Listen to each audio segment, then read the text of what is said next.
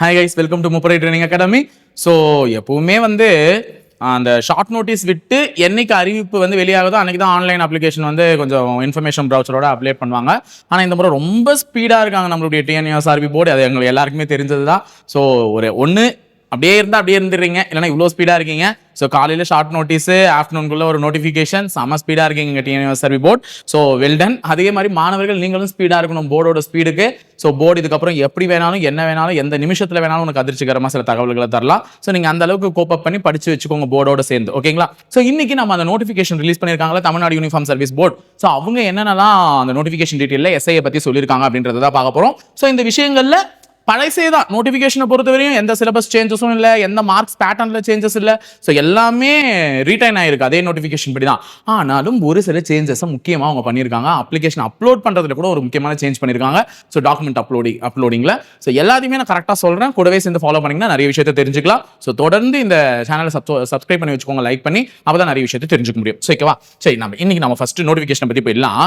நோட்டிஃபிகேஷனை பற்றி போர்டு ஆரம்பத்திலேயே ஷார்ட் நோட்டீஸில் சொல்லியிருந்தா அந்த ஒரு விஷயத்தோட எக்ஸ்ட்ராவாக ஒரு டேட்டா ஆட் பண்ணி கொடுத்துருக்காங்க. அதுதான் என்னன்னு பார்த்தீங்கன்னா 13/5/2025. என்ன அப்படின்னு பார்த்தீங்கன்னா டேட் ஆஃப் நோட்டிஃபிகேஷன் இன்னைக்கு தான், ஓகேவா? May 4 date of notification, sorry April 4. இதே கமென்ஸ்மெண்ட் ஆஃப் ஆன்லைன் அப்ளிகேஷன். எப்போ நீங்க ஆன்லைன் அப்ளிகேஷன்னா ஏப்ரல் 7 அப்ளை பண்ணலாம். Submission of online date application May 5 க்ளோஸ்னு சொல்லியிருந்தாங்கல்ல. அதுக்கு அடுத்தது உங்களுக்கு கரெக்ஷன் விண்டோ ஓப்பன் ஆகும். ஏதாவது அப்ளிகேஷன்ல நீங்க தவறுகள் ஏதேனும் செய்திருக்கக்கூடிய பட்சத்தில் உங்களுக்கு கரெக்ஷன் டேட் ஒன்று ஓப்பன் பண்ணும். அது 13/5 கரெக்ஷன் டேட். அதில் நீங்க அப்ளிகேஷன்ஸ் கரெக்ட் பண்ணிக்கலாம். நான் தப்பு பண்ணிட்டேனே சார் அப்படின்னு சொல்லிட்டு இத்தனை நாள் ஃபீல் பண்ணுவீங்க, எதுவும் பண்ண முடியாதான்ட்டு. இந்த முறை உங்களுக்கு கரெக்ஷன் விண்டோ நாங்கள் ஓப்பன் பண்றோம், அதில் போய் கரெக்ஷன் பண்ணிக்கலாம் அப்படின்ற மாதிரி சொல்லியிருக்காங்க. அகைன் எக்ஸாமினேஷன் டேட்டை அவர்கள் சொல்லப்படவில்லை. கண்டிப்பா உள்ள ட்ரைனிங்குள்ள அவங்க இருக்கிற பேட்சத்தை ஏத்திட்டு அதுக்கப்புறமா தான் உங்களுக்கு அந்த டீட்டெயில சொல்லுவாங்க. ஸோ அடுத்தது வேற என்ன சொல்லியிருக்காங்கன்னு பார்த்தா இந்த வேகன்சியை பத்தி ஒரு விஷயம் சொன்னாங்க. இவ்வளோ வேகன்சிஸ் தான் நாங்கள் கொடுக்க போறோம்னு சொல்லிட்டு, அதாவது 1299 பிளஸ் 53 ஷார்ட் ஃபால் வேகன்சி, பற்றாக்குறை வேகன்சின்னு சொல்லியிருந்தாங்க. ஸோ இந்த இடத்துல இருக்கு பாருங்க அது, ஓகேவா? ஸோ இதுல சப் இன்ஸ்பெக்டர் மென்னுக்கு 654 வேகன்சி, தாலுக்கு அதே மாதிரி ஏஆருக்கு 255 வேகன்சி. ஆக மொத்தம் மென்னுக்கு மட்டுமே எத்தனை வேகன்சி? 909 வேகன்சி. உமனுக்கு 279, 111 சொல்லிட்டு 390 வேகன்சி. மொத்தமா 1299 வேகன்சி. இங்க அந்த 53 ஷார்ட் லிஸ்ட் வேகன்சி எஸ்சி பீப்புளுக்கும் எஸ்டி பீப்புளுக்கும் மட்டும் பிரிக்கிறோம்னு சொல்லியிருந்தாங்க. Scheduled caste and scheduled tribes. So அதுல ஷெட்யூல்டு காஸ்ட் மென்னுக்கு 7, பெண்களுக்கு 3 வேகன்சியும், ட்ரைப்ஸ்ல மென்னுக்கு 30, உமனுக்கு 13 வேகன்சி. ஆக மொத்தம் 53 வேகன்சி டோட்டலா இந்த ஸ்பிளிட் அப் ஆர்டர் படி தான் பிரிச்சிருப்போம். அந்த ஷார்ட் ஃபால் வேகன்சிஸ் பத்தின டீடைல் அனௌன்ஸ்மெண்ட் உங்களுக்கு நாங்க நோட்டீஸ்ல கொடுக்குறோம்னு சொல்லி தான் கொடுத்துட்டு இருக்காங்க, ஓகேவா? ஸோ இதுல தான் ஒரு மெயின் ட்விஸ்ட் பண்ணிருக்காங்க. என்ன அப்படின்னா இந்த 2 பாயிண்ட் நோட்னு கொடுத்துருக்காங்க. சம்பளம் கூட அடுத்தது தான், ஸ்கேல் ஆஃப் பே. அதுக்கு முன்னாடி 2 பாயிண்ட் நோட்னு ஒன்று கொடுத்துருக்காங்க. என்ன கொடுத்துருக்காங்கன்னா, நீங்க பெண்களாக இருக்கக்கூடிய பட்சத்துல நீங்க ஒரு கம்யூனிட்டி ரிசர்வேஷன் அடிப்படையில் வருவீங்க. இப்ப பிசி கம்யூனிட்டியை சேர்ந்த ஒரு பெண் தகுதியான அடிப்படையில் நீங்க வரீங்க. நீ தகுதியான அடிப்படையில் உன்னை கூப்பிட்டுருக்கேன், ஆனா நீ வரல, வேலைக்கு அந்த டைமுக்கு வரலன்னா அந்த வேகன்சி உன்னுடைய கம்யூனிட்டியை சேர்ந்த ஒரு மென் கேண்டிடேட்டுக்கு ஒதுக்கப்படும் அப்படின்ற மாதிரி சொல்லிட்டாங்க. ஒரு பெண் அந்த தகுதியான வேகன்சிக்கு அந்த கூப்பிட்ட நேரத்துக்கு அவங்க அந்த அலோகேட் பண்ண இடத்துல எனக்கு கட் ஆஃப் அந்த இடத்துல அவங்களால ஃபில் பண்ண முடியலன்னா அந்த இடத்துல நான் யாருக்கு ஒதுக்கிடுவேன்? உங்களுடைய பிசி கம்யூனிட்டியை சேர்ந்த ஒரு ஆணுக்கு ஒதுக்கிடுவேன் அப்படின்னு சொல்லியிருக்காங்க. சரியா? இது போன முறையும் அப்படி சொல்லியிருந்தாங்க. ஆனா இந்த முறை தெளிவா இங்கே குறிப்பிட்டாங்க. அது போன முறை ரிசல்ட்ல தான் வந்துச்சு, இந்த முறை ஓப்பனா இதுல சொல்லிட்டாங்க. இன்னொன்னு முக்கியமான பாயிண்ட் இதுதான். No other reservation such as department quota, sports quota, ward cum dependent quota, PSTM preference. இது எதுவுமே நான் எதுக்கு பார்க்க மாட்டேன்? அந்த ஷார்ட் ஃபால் வேகன்சிஸ்ல பார்க்க மாட்டேன். தெளிவா சொல்லியிருக்காங்க பாருங்க. அந்த 53 ஷார்ட் ஃபால் வேகன்சி இருக்குல்ல, 1299 இந்த ரிசர்வேஷன், பிஎஸ்டிஎம், இந்த கிளைமிங்லாம் நீங்க பண்ணிக்கோங்க. இந்த 53 ஷார்ட் ஃபால் வேகன்சிஸ்ல எஸ்சி மற்றும் எஸ்டி பிரிவிற்காக ஒதுக்கப்பட்ட அந்த 53 ஷார்ட் ஃபால் பற்றாக்குறை வேகன்சில நீங்க எந்த விதமான ரிசர்வேஷனையும் கிளைம் பண்ண முடியாது. ஸ்போர்ட்ஸ் கோட்டாவானா இருந்துக்கோ, டிபார்ட்மெண்ட் கோட்டாவானா இருந்துக்கோ, வார்டு கோட்டாவானா இருந்துக்கோ, எந்த விதமான ரிசர்வேஷன் கோட்டாவையும் கிளைம் பண்ண முடியாது. அங்க போய் நான் பிஎஸ்டிஎம் பேச முடியாது. அப்ப அந்த 53 இஸ் பியூர்லி ஃபார் ஓப்பன் கேண்டிடேட்ஸ்க்கு தான். அந்த பியூர்லி ஓப்பன் கேண்டிடேட்ஸ் பிஎஸ்டிஎம் ஆனதுக்கோ நான் பிஎஸ்டிஎம் ஆனதுக்கோ எல்லாருக்கும் ஆனது. அப்போ ஒரு நல்ல வேகன்சி இல்ல அது. சரி, அதே மாதிரி எஜுகேஷன் குவாலிஃபிகேஷன் ஒன்று சொல்லியிருக்காங்க. இது நிறைய பேருக்கு டவுட் இருந்தது. எஜுகேஷன் குவாலிஃபிகேஷன் மினிமம் ஒரு டிகிரி முடிச்சிருக்கணும். அந்த டிகிரி எப்படி முடிச்சிருக்கணும்னா எஸ்எல்சி முடிச்சுட்டு +2 முடிச்சுட்டு அதுக்கு அடுத்தது ஏதாவது ஒரு +3 or 4 or 5 பேட்டர்ன். அது என்ன சார் +3 +4னா 10th முடிச்சுட்டு 12th முடிச்சுட்டு 3 வருஷம் டிகிரி படிப்பீங்க, கரெக்டா? இல்லையா? ஒரு சில பேர் 5 வருஷம் டிகிரி படிப்பாங்க. அது என்ன சார் 5 வருஷம் டிகிரினா இன்டகிரேட்டட் கோர்ஸ்னு சொல்லுவாங்க. அதாவது யூஜியும் பிஜியும் ஒன்னா சேர்த்து முடிக்கிற கதைங்க. ஓகேவா? அவங்க வந்து 5 வருஷம் முடிக்கிறவங்க. இந்த மாதிரி ஏதாவது ஒரு பேட்டர்ன்ல நீங்க டிகிரி முடிச்சிருக்கணும். இல்லையா? நீங்க வந்து தெளிவா சொல்லிட்டாங்க. நீங்க ஒரு ஓப்பன் யூனிவர்சிட்டியில படிச்சிருந்தாலும் சரி, ஒரு டிஸ்டன்ஸ் எஜுகேஷன் படிச்சிருந்தாலும் சரி, எப்படி படிச்சிருந்தாலும் நாங்க அக்செப்ட் பண்ணிக்கிறோம். நீ நேரில் போய் படி, இல்லைன்னா வீட்டில இருந்தே கூட படி, நாங்கள் அக்செப்ட் பண்ணிக்கிறோம். வி ஆர் நாட், நாங்கள் வந்து அதை வந்து வேணாம்னு சொல்லலை. ஸோ நாங்கள் அக்செப்ட் பண்ணிக்கிறோம். ஆனால் இந்த ப்ரெஸ்கிரைப்டு ஃபார்மேட்டில் தான் ஒருத்தன் டிகிரி முடிச்சிருக்கணும். அவன் இஷ்டத்துக்கு 10th 9th படிக்காத 10th முடிக்கிறது, 11th படிக்காத 12th டபுள் ப்ரொமோஷன் வாங்கி போய் படிக்கிறது, இந்த மாதிரிலாம் படிச்சிருந்தீங்கன்னா we are not eligible to approve them அப்படின்னு சொல்லிட்டாங்க. அதையும் தெளிவாக சொல்லிட்டாங்க. கீழே கொடுத்துட்டு இருக்காங்க பேர். Candidate who have passed 10th standard directly without studying 9th standard or passed 12th standard directly without studying 11th standard are not eligible அப்படின்னு சொல்லிட்டாங்க. அதெல்லாம் தெளிவாக சொல்லியிருக்காங்க. சில பேர்லாம் படிச்சிருப்பாங்க 10th, அதாவது டுட்டோரியல் போய் நான் 10th கம்ப்ளீட் பண்ணுறேன், 9th கம்ப்ளீட் பண்ணாமல் அப்படி ஒன்று முடிச்சுட்டு அதுக்கப்புறமா கொஞ்சம் நல்லா படிச்சு டிகிரிலாம் முடிச்சுட்டு வந்தவங்களா இருப்பாங்க. ஆனால் 9th படிச்சுட்டு அந்த ஒரு ஆர்டர் இருக்கு, 10th வரையும் ஒழுங்காக படிச்சிருக்கணும் கண்டினியூஸா, அதுக்கப்புறமா 12th படிச்சிருக்கணும், அதுக்கப்புறமா டிகிரி படிச்சிருக்கணும். இந்த மாதிரி படிச்சிருந்தா நாங்கள் எலிஜிபிள். ஓகேவா? ஸோ அங்கே எங்கன்னா நீ விடுபட்டு கூட படி, ஆனால் 10 +2 +3 அந்த பேட்டர்ன் இருக்கணும். 10th முடிச்சு ஒரு 12th இல்லை டிப்ளமோவோ முடிச்சு, டிப்ளமோ படிக்கிறவங்க எலிஜிபிள் இல்லைன்னு கேட்டுறப்பீங்க. 12th பதில் டிப்ளமோ படிச்சு ஒரு டிகிரி படிச்சிருக்கணும். ஏதாவது ஒன்று பண்ணியிருந்தா தான் எலிஜிபிள் அப்படின்ற மாதிரி சொல்லிட்டாங்க. நெக்ஸ்ட் ஏஜ் லிமிட் நான் காலையிலே வீடியோ போட்டேன். இந்த டேட்டின் அடிப்படையில் தான் ஏஜ் கொடுத்துருப்பாங்கன்னு சொல்லிட்டு அதே தான் அவங்க கொடுத்துருக்காங்க. ஸோ நம்ம சொன்ன மாதிரி தான் 2/7/1995 1/7/2025 முன்னாடியோ பிறந்திருக்கணும்னு சொன்னாங்க. நம்ம சொன்ன மாதிரி தான் டேட் கொடுத்துட்டு இருக்காங்க. ஸோ அதே டேட்டை வச்சு தான் இந்த category of people upper age லிமிட்டை வந்து நீங்க டிசைட் பண்ணிக்கோங்க. ஓகேவா? ஸோ நான் சொல்லிட்டேன் 1/7 அப்புறமா பிறந்திருக்கணும், அதாவது 2ஆம் தேதியில இருந்தே. இன்னொன்று 1/7/2005 முன்னாடி பிறந்திருக்கணும் எல்லாரும் சொன்னேன். அதே தான் அவங்க சொல்லியிருக்காங்க. ஸோ இதை வச்சு நீங்க பார்த்துக்கோங்க. நெக்ஸ்ட் டிபார்ட்மெண்ட் கோட்டால அசாம் ரைஃபிள் பார்டர் செக்யூரிட்டின்னு சொல்லிட்டு அந்த ஜிடியில் செலக்ட் ஆகி போனவங்களாம் கூட இருந்தீங்கன்னா அவங்களாம் கூட எலிஜிபிள் தான்ப்பா. அடுத்தது கம்யூனல் ரிசர்வேஷன் என்ன ஃபாலோ பண்ணுவேன் அப்படின்றத தெளிவாக குறிப்பிட்டிருக்காங்க. இதெல்லாம் நமக்கு இப்போ தேவையில்லை. இந்த ஒரு டீடைல் ஆஃப் கோட்டாஸ் இது ரொம்ப ரொம்ப முக்கியம்.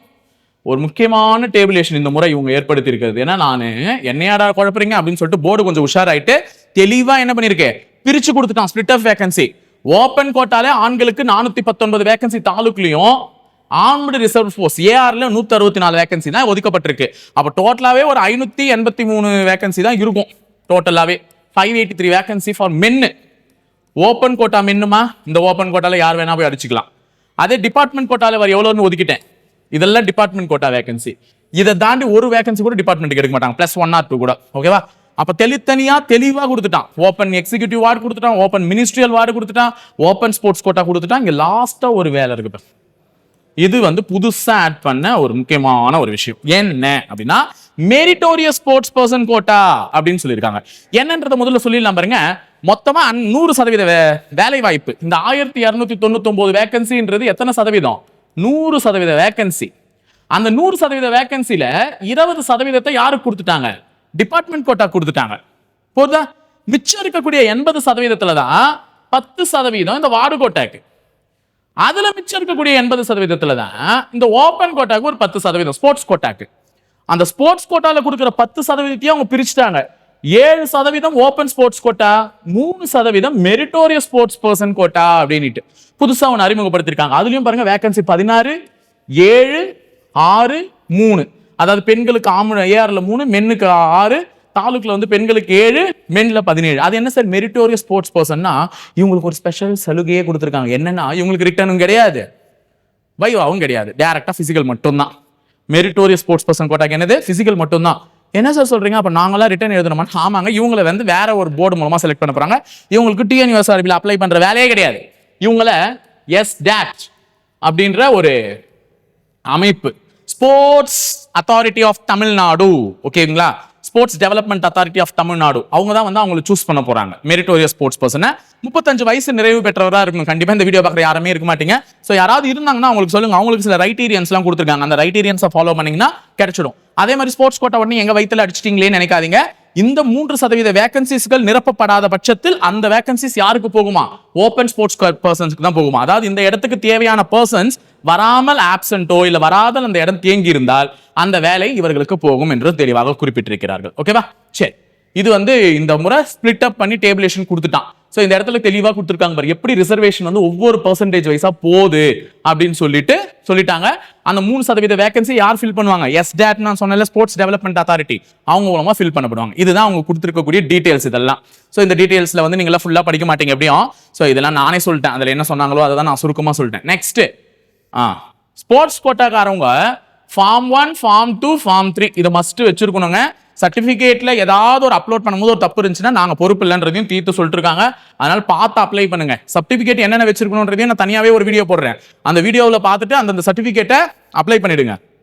இதோ இவங்களுக்கு சொல்லியிருந்தேன்னா, அந்த மெரிட்டோரியஸ் ஸ்போர்ட்ஸ் பர்சன் வந்து என்ன வச்சிருக்கணும், அவங்க வந்து ஒரு 35 வயசு நிறைவு பெற்றவராக இருக்கணும், அவங்களும் ஒரு டிகிரி முடிச்சிருக்கணும். ஓப்பன் கேண்டிடேட்டுக்கு என்னவோ அதே தான். அடுத்தது இங்க சில விஷயங்கள்லாம் சொல்லியிருக்காங்க. இந்த மாதிரி இருந்துச்சுன்னா அவங்க எல்லாம் எலிஜிபிள் டு அப்ளை. அதுக்குன்னு தனியாவே ஒரு வெப் போர்ட்டல்லே கொடுத்துருக்காங்க. அவங்க அதில் அப்ளை பண்ணணும். அது 3% ஆஃப் மெரிட்டோரியஸ் ஸ்போர்ட்ஸ் பர்சன். அடுத்தது PSTM ரிசர்வேஷன் எல்லாருக்குமே தெரியும். ஒரு தமிழ் மீடியம் படித்த மாணவர் தெளிவா சொல்லிடுறேன். இது காலையில என்ன கேட்டாங்க, நான் டிகிரி மட்டும் தமிழ் மீடியம் படிச்சா நான் தமிழ் மீடியம் எலிஜிபிளா PSTMனா? கிடையாது. உன்னுடைய ஆரம்ப கால தகுதியான இதுக்கு வந்து பேச்சுலர் டிகிரி தான் எலிஜிபிள்னு சொல்லியிருந்தாங்கன்னா, நீ 1ஆம் வகுப்பிலிருந்து 10ஆம் வகுப்பு வரையும் 11, 12ஆம் வகுப்பையும் அதே மாதிரி ஒரு இளங்கலை பட்டம் முடிச்சிருக்கனா எல்லாத்தையுமே எதுல படிச்சிருக்கணும்? தமிழ்ல படிச்சிருக்கணும். அப்பதான் நீ பியூர் தமிழ் மீடியம் ரிசர்வேஷனுக்கு எலிஜிபிள். இல்லனா நீங்க தமிழ் மீடியம் ரிசர்வேஷனுக்கு எலிஜிபிளே கிடையாது. PSTM 20% ஆஃப் வேகன்சிஸ்க்கு ஃபுல்லா தமிழ் மீடியம் படிச்சிருக்கணும். ஓகேவா? சோ அடுத்து அவங்க என்ன சொல்றாங்க, எக்ஸ் சர்வீஸ்மேன் கேட்டகரி பத்தி சொல்றாங்க. 3 வருஷங்க சர்வீஸ்ல இருந்து வந்து 3 வருஷத்துக்குள்ள அப்ளை பண்ணி அவங்க என்ன பண்ணிடலாம், வேலைக்குள்ள போயிடலாம். அதான் அவங்க தெளிவா சொல்லியிருக்காங்க. இது எந்த ஒரு சென்ட்ரல் ஆர்ம்டு போலீஸ் போர்ஸஸா இருந்தாலும் சரி, இல்ல மிலிட்டரியா இருந்தாலும் சரி, அதை சொல்லியிருக்காங்க. அடுத்தது டெஸ்டிடியூட் விடோ சர்டிபிகேட்லாம் வாங்கி வச்சுக்கோங்க. விதவைகளுக்கான சர்டிபிகேட் வந்து கன்சர்ன் அத்தாரிட்டிஸ் கிட்ட வாங்கி வச்சுக்கோங்க. ஏன்னா இதுவே பாதி பிரச்சனை இருக்கு. ஸோ அதே மாதிரி 3ஆம் பாலினத்திற்கான சர்டிபிகேட், தமிழக அரசாங்கத்தால் ஒதுக்கப்படக்கூடிய சர்டிபிகேட், அதை வாங்கி வச்சுக்கோங்க கரெக்டா. அடுத்து எக்ஸாம் பேட்டர்ன், இதுல எந்த சேஞ்சஸுமே எடுத்துட்டு வரல. பாருங்களேன், மொத்தமா வந்து உங்களுக்கு தமிழ் லாங்குவேஜ் டெஸ்ட் வந்து 100 மார்க்ஸ். இதுல நீங்க எவ்வளவு எடுத்தா பாத்து 40% மதிப்பெண் எடுத்தா பாஸ், அதாவது 40 மார்க் எடுத்தா பாஸ். அடுத்தது மெயின் ரிட்டன் எக்ஸாமினேஷன் ஓப்பன் கோட்டாக்கு 70 மார்க்கும், டிபார்ட்மெண்ட் கோட்டாக்கு 85 மார்க்கும். அதே பேட்டர்ன். பிசிக்கல் எஃபிஷியன்சி டெஸ்ட் உங்களுக்கு 15 மார்க், இவங்களுக்கு பிசிக்கல் எஃபிஷியன்சி கிடையாது டிபார்ட்மெண்ட் கோட்டாக்கு. வைவா வாய்ஸ் 2 பேருக்குமே என்னது 10 மார்க், ஸ்பெஷல் மார்க்ஸ் 2 பேருக்குமே என்னது 5 மார்க்ஸ். ஆக மொத்தம் பரீட்சை நடப்பது என்னவோ எத்தனை மார்க்குக்கு? 100 மதிப்பெண்களுக்கு. இதையும் தெளிவா கொடுத்துட்டாங்க. there is no change in the exam pattern. ஓகேவா? சோ அதே எக்ஸாம் பேட்டர்ன்ல தான் ஃபாலோ ஆன் ஆகுது. சோ அதுல எந்த சேஞ்சஸுமே அவங்க ஏற்படுத்தல. ஓகேவா? சோ அடுத்தது அவங்க என்ன சொல்லியிருக்காங்கன்னா, அந்த தமிழ் லாங்குவேஜ் எலிஜிபிலிட்டி பத்திலாம் சொல்லியிருக்காங்க. 100 கொஸ்டின் இருக்கும், 100 மார்க்குக்கு 100 நிமிஷம்.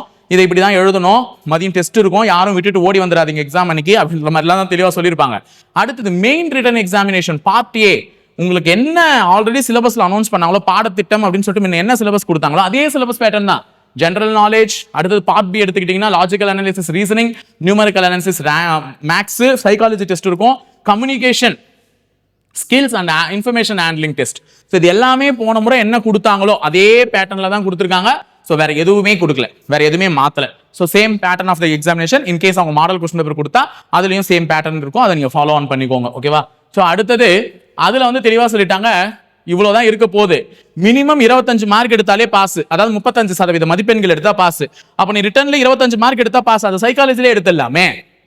அப்ப பாஸ் தானே, நீ பாஸ் தான். ஆனாலும் எனக்கு என்ன வரணும், கட் ஆஃப் குள்ள வரணும். அப்ப கட் ஆஃப் குள்ள வரவனுக்கு தானே வேலை.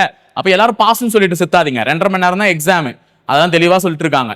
அடுத்தது பிசிக்கல் எக்ஸாமினேஷன்லயே சர்டிபிகேட் வெரிஃபிகேஷன் நடக்கும். இதெல்லாம் ஆளுநர் பார்த்த விஷயம் தான். காலையிலே ஹைட்டை பத்தி சொல்லிட்டேன், ஹைட் எவ்வளவு இருக்கணும், செஸ்ட் எவ்வளவு இருக்கணும், எல்லாத்தையும் சொல்லிட்டேன். இன்னொன்னு ஹைட் வந்து பாருங்க, ஆக்சுவல் மெஷர்மெண்ட் இதுவா இருந்தா ரவுண்ட் ஆஃப் நான் இதை பண்ணுவேன், புரியுதா? கிட்டத்தட்ட முன்ன வந்து பாயிண்ட்ல மேல இருந்துச்சுன்னா சொன்னாங்க, இப்போ தெளிவா சொல்லிட்டாங்க 169.8. நல்லா ஞாபகம் வச்சுக்கோங்க, 169.8. இது இருந்தாதான் ரவுண்ட் ஆஃப் என்ன பண்ணுவாங்க, 170 பண்ணுவாங்க. அப்போ 169.6 இருந்தாலும் சரி, 169.7 இருந்தாலும் சரி, உனக்கு என்ன ஆக்சுவல் டேட்டா 169.5 தான் ரவுண்ட் ஆஃப் பண்ணுவாங்க. அப்ப நீ எலிஜிபிள் கிடையாது, ஏன்னா 170 தானே எலிஜிபிள். அப்ப எதுக்கு வந்தா எலிஜிபிள்ன்றத தெளிவா கொடுத்துட்டு இருக்காங்க. அதை ஒழுங்கா ஒரு முறை பார்த்துக்கோங்க. சும்மா அப்புறமா ஹைட் வரலன்னு கடைசி நேரத்தில் போறீங்க, சரியா? அடுத்தது நமக்கு ஆல்ரெடி தெரிஞ்ச பிசிக்கல் டெஸ்ட் தான். எண்டூரன்ஸ் டெஸ்ட் 1500 மீட்டர் 7 நிமிஷத்துல ஓடணும் ஆண்களா இருக்கக்கூடிய பட்சத்துல. பெண்களா இருக்கக்கூடிய பட்சத்துல 400 மீட்டர் 2 நிமிஷம் 30 செகண்ட்ஸ்ல ஓடி முடிக்கணும். இதுதான் வந்து அவங்களுக்கு சொல்லியிருக்கிறது. அதுக்கடுத்து ஆக்சுவல் உனக்கு என்னன்னா ரோப் கிளைம்பிங் இருக்கும், லாங் ஜம்ப் இருக்கும், 400 மீட்டர் இருக்கும். எல்லாத்துக்குமே 2 சான்ஸ் தருவாங்க 400 மீட்டர் தவிர்த்து. ஸோ அந்த 2 சான்ஸ் எல்லாமே அப்படியே தான் ஃபாலோ ஆகுது. ஸோ பிசிக்கல் எல்லாம் எந்த சேஞ்சஸுமே பண்ணல. ஓகேவா? ஸோ கேர்ள்ஸ்க்கும் சரி பாய்ஸ்க்கும் சரி எந்த சேஞ்சுமே பண்ணல. அப்போ என்னதான் சார் சேஞ்ச் பண்ணியிருக்காங்கன்னா, நமக்கு அடுத்தது எங்க சேஞ்சிங்கே இருக்குன்னா, அந்த அப்ளிகேஷன் அப்லோட் பண்றதுல சேஞ்சுன்னு சொன்னீங்கல்ல, அது இருக்குது, அது காமிச்சிடுறேன். அது ஒன்று தான் காமிக்கணும் உங்களுக்கு. அடுத்தது மற்றபடி எல்லாமே சேம் தான். ஸோ அப்ளை பண்ணும்போது எப்படி அப்ளை பண்ணணுன்றதையும் நான் திங்கக்கிழமை வீடியோ போடுறேன். எடுத்த உடனே அப்ளை பண்ணிடாதீங்க, தப்பு தப்பா போடலாம், பொறுமையாக போடலாம். நமக்கு தான் 1 மாதம் டைம் இருக்குல்ல, சரியா? ஸோ அப்ளிகேஷன் பண்ணும்போது என்னென்ன டாக்குமெண்ட் வேணும் அப்படின்றத தெளிவாக கொடுத்துருக்காங்க. எக்ஸாமினேஷன் ஃபீஸ் 500 ரூபா. எக்ஸாமினேஷன் ஃபீஸ் என்ன, 500 rupees ஃபார் ஆல். அதே ஓப்பன் கோட்டாக்கும் டிபார்ட்மெண்ட் கோட்டாக்கும் அப்ளை பண்ணக்கூடிய ஒரு டிபார்ட்மெண்ட் கேண்டிடேட்டா இருந்தால் they will be pay the sum of 1000 rupees, 1000 rupees, 1000 ரூபாய் பே பண்ணணும்னு சொல்லியிருக்காங்க. ஸோ இதுதான் அவங்க சொன்ன ஒரு விஷயம். ஃபீஸ் எல்லாருக்குமே பழைய ஃபீஸே தான், அது எல்லாருக்குமே தெரியும். அடுத்தது த லாஸ்ட் அண்ட் ஃபைனல் என்ன நம்ம பார்த்துட்டு இருக்கோம், இதெல்லாமே வந்து எக்ஸாமினேஷன்ஸை பற்றினது. நமக்கு தேவை ஒரு முக்கியமான விஷயம் இந்த முறை ஆட் ஆன் பண்ணியிருக்கிறது என்னன்னா, இதெல்லாம் வந்து இருக்கணுமா, list of certificate and documents to be uploaded. இது எல்லாமே வச்சிருக்கணும். இதை பற்றி நான் என்னென்னன்றதை ஒரு தனி வீடியோவாக டிக்ளேர் பண்ணி போடுறேன். அதுக்கு முன்னாடி அவங்க ஒரு விஷயத்த போட சொல்லியிருக்காங்க, என்னன்றதை கடைசியாக காமிக்கிறேன். இந்த இடத்துல வந்துட்டேங்க, ஓகேவா? ஸோ என்னன்னா, இவ்வளவு நாளா உன் பாஸ்போர்ட் சைஸ் போட்டோவை கேட்பாங்க, புரியுதா? உன் பாஸ்போர்ட் சைஸ் போட்டோ எந்த சென்டிமீட்டருக்குள்ள இருக்கணும், வித்து வந்து 3.5 4.5 சென்டிமீட்டர் ஹைட்டு. அப்போ இதை 4.5 சென்டிமீட்டரும் வித்து வந்து 3.5 சென்டிமீட்டர் அளவையும் ஒரு பாஸ்போர்ட் சைஸ் போட்டோ ரெடி பண்ணிக்கோ. ஒரு பாஸ்போர்ட் சைஸ் போட்டோ கம்பல்சரி கேட்பாங்க. இன்னொன்னு, இமேஜ் ஆஃப் த சிக்னேச்சர், உன் கையெழுத்து கேட்பாங்கல்ல. உன் கையெழுத்து வந்து வித்து 6 சென்டிமீட்டரும் ஹைட்டு 2 சென்டிமீட்டரும் இருக்கணும். Width 6 centimetre, height 2 centimetre. இது கையெழுத்துக்கு.